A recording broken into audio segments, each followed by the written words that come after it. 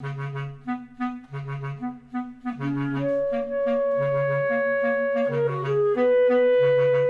Jardín Botánico es un área conservada y es miembro de la PAC, un área conservada que es muy importante por su contribución no solamente para el acervo y el patrimonio natural de Venezuela, sino también por su experiencia en educación y en formación de voluntarios. Yarolavi Espinosa, jefe de investigación del Jardín Botánico de Caracas, con la presentación Área Conservada para la Ciudad y en formación de voluntarios, su trabajo como voluntariado. El Jardín Botánico como un área conservada para la ciudad y desde hace 8 años un área en donde el papel de voluntariado ha sido supremo, ha sido fundamental y súper necesario.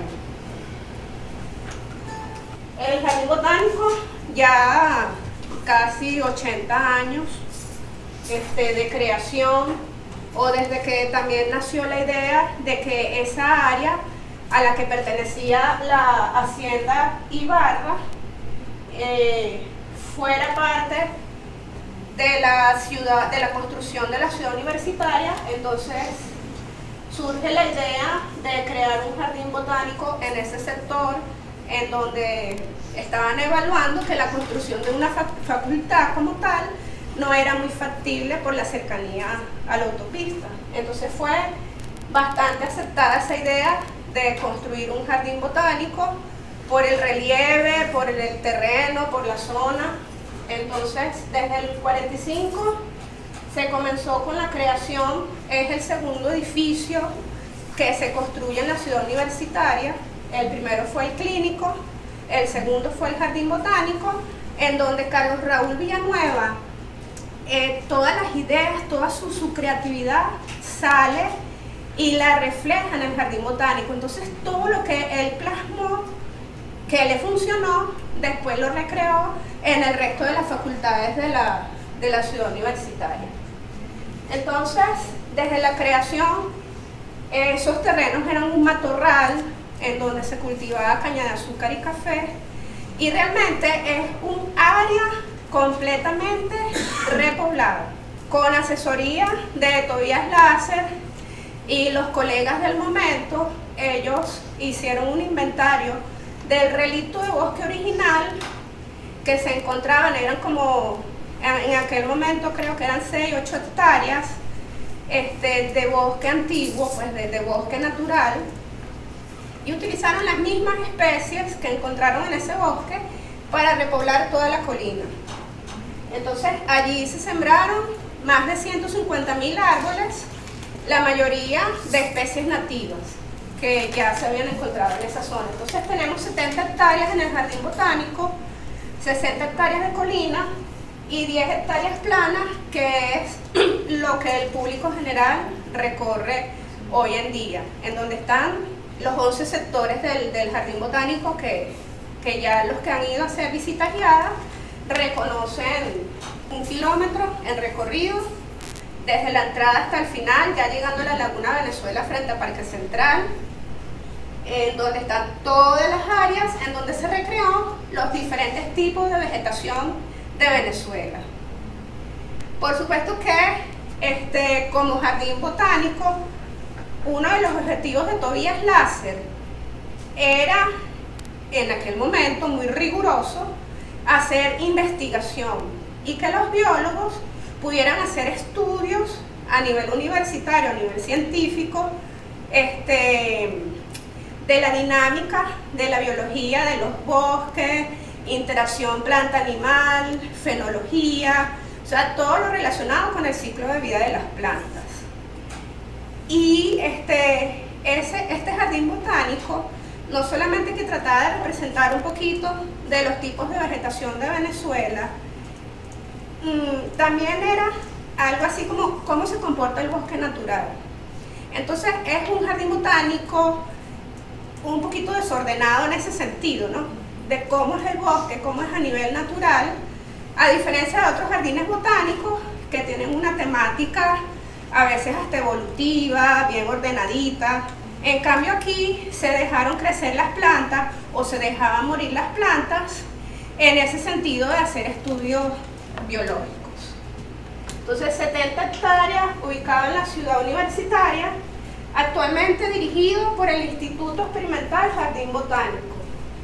Dentro del Jardín Botánico tenemos este edificio creado por Carlos Raúl Villanueva.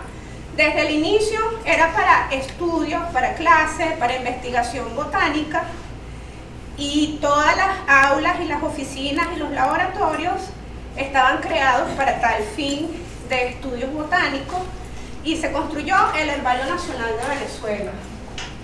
Este instituto, que tiene como objetivo coordinar, realizar, promover y fomentar actividades y proyectos relacionados con la investigación y conservación de la flora venezolana, es la sede de 3 patrimonios: el Herbario Nacional de Venezuela, sus siglas BEN, reconocido a nivel internacional, y el principal herbario de Venezuela, con más de 450.000 muestras botánicas. ¿Cuántas? 450.000 muestras botánicas. Sí, desde 1860 aproximadamente hasta lo que seguimos colectando hoy en día. O sea, ese herbario sigue creciendo. La biblioteca Henri Pittier, con libros de la colección de Henri Pittier, tanto con los que él trabajó como con los que él publicó. Ese legado nos quedó desde 1920, que él comenzó a hacer su trayectoria de botánica y que crea la Cátedra de Botánica en Venezuela. Bueno, las áreas verdes del Jardín Botánico como tal, en donde Tobías Lasser, junto con otros colegas como Leandro Aristigueta, se trajo al experto jardinero de Suiza, Augusto Braun, que lo ayudó en la creación de las áreas verdes. Y ellos fueron los que comenzaron a buscar especies y a hacer intercambios con muchísimos otros jardines botánicos, especialistas, etcétera, para traer todas las especies que tenemos hoy en día en el jardín botánico. Entonces, tenemos una colina repoblada con especies, la mayoría nativas, y en las áreas verdes sí tenemos aproximadamente 2.500, y yo puedo decir ya un poquito más, como unas 2.700 especies de plantas, hierbas, arbustos, árboles, palmas, que fueron intercambios que se consiguieron tanto a nivel nacional como a nivel internacional. Entonces, ya desde el principio se traían especies que de alguna u otra manera eran especies que estaban como algunas poco conocidas o otras muy bien conocidas y súper cultivadas, pero con un objetivo de conservación. O sea, desde el principio el Jardín Botánico ha tenido esos objetivos bien marcados en el ámbito de la conservación de especies amenazadas. Y es una de las premisas que nosotros mantenemos ya hoy en día, los poquitos botánicos que quedamos, que recibimos este legado y que nos ha tocado ser custodios, ¿no? de toda esta trayectoria, todo este legado a nivel histórico que nos han dejado. ¿Qué es lo que ha pasado? Al hacer un sencillo análisis se observa una gran pérdida de valores materiales, económicos, humanos, daños a la infraestructura, al patrimonio, a la historia, entre otros, que se reflejan en el desmejoramiento de la calidad de vida, tanto de los que trabajamos allí, como del público general que solía visitar este tesoro verde. Estamos hablando de los últimos 8, y puedo extender un poquito más, los últimos 10 años, porque inclusive antes de los robos, del desmantelamiento que padecimos, yo lo llamo la época del oscurantismo, nos cayeron no solamente 7 plagas, sino como 20 plagas al mismo tiempo, y fue bastante difícil para los que trabajábamos allí, no solamente hasta mantener el resguardo de todos estos patrimonios, ¿no? Del herbario, de la biblioteca, las oficinas, el centro de investigación, que es uno de los principales centros de investigación de botánica en el país. Entonces nos vimos en la necesidad de replantearnos cómo salir de ese estancamiento. Estábamos realmente sumergidos como en un hueco negro y aprovechamos ese momento. Era como que un momento de cambio. O sea, nosotros sentimos que no nos podíamos quedar estáticos y entonces comenzamos a asumir el modelo de desarrollo sostenible del que tanto se estaba hablando en ese momento, desde el 2015 que participamos. De hecho, fuimos coordinadores del Congreso de Botánica que se realizó entre el Jardín Botánico y la Facultad de Ciencias. Y entonces ya se estaba comenzando a hablar de este modelo de desarrollo sostenible, el cual orienta al individuo y a las comunidades a una relación armónica con su entorno urbano y natural. Entonces se presentó esto. Ser miembro de la red para nosotros es una necesidad, porque nos dimos cuenta en todos estos 8 años de experiencia que trabajar unidos, o sea, es como que nos da una fortaleza, nos da una fuerza, porque salen las conexiones, salen las alianzas, salen los convenios, que fue lo que nos salvó en el Jardín Botánico. Esto es lo que solía hacer el Jardín Botánico en su época, que nosotros lo llamamos los años dorados. Yo, haciendo esta presentación, les digo que para mí fue bastante nostálgico porque yo estoy en el Jardín Botánico desde que era estudiante aquí en la facultad de pregrado, y cuando saqué cuentas,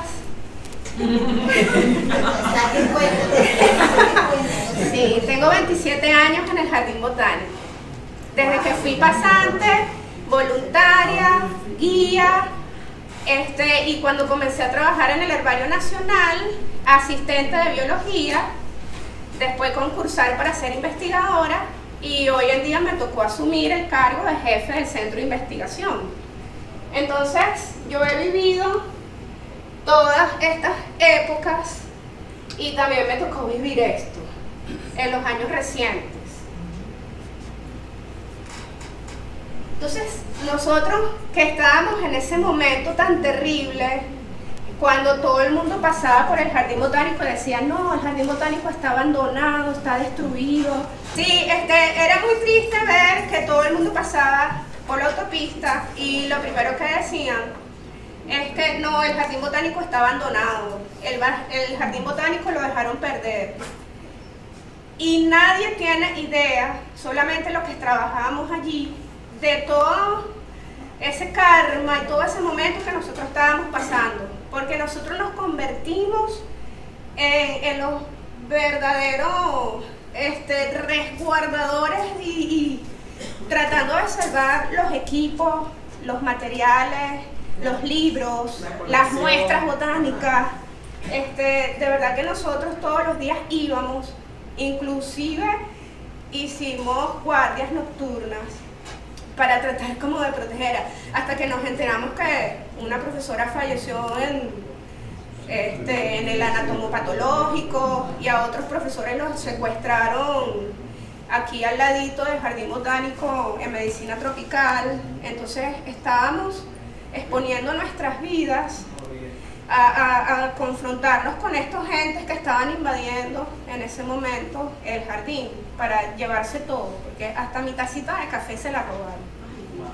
O sea, para decirles de lo pequeñito a todo lo grande que nos pasó. Entonces nos quedamos sin luz, sin agua, sin servicios básicos, porque hasta parte de algunos lavamanos y posetas también se llevaron, el cableado tanto de internet como eléctrico.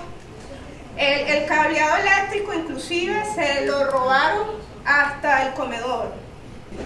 Lo que pasó es que nos quedamos sin la Guardia Nacional.